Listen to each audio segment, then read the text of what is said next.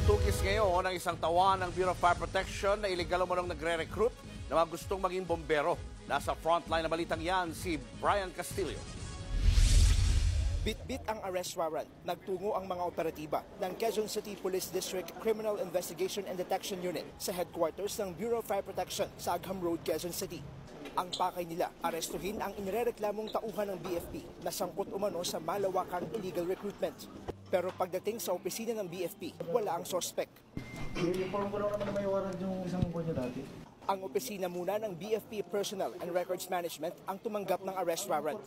Ayon sa QCPD, nag-ugat ang warrant sa kasong isinampa ng ilang complainant na pinangakuan umano ng suspect na maipapasok sa hanay ng BFP kapalit ng pera.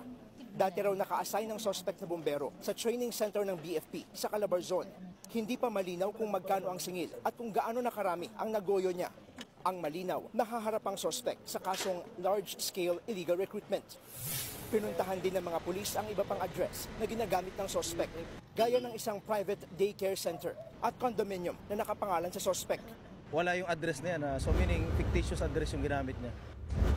Sa isang bahay na napuntahan ng mga pulis, binatnan nila ang nagpakilalang nanay ng suspect. Pero matagal na raw siyang walang balita sa kanyang anak.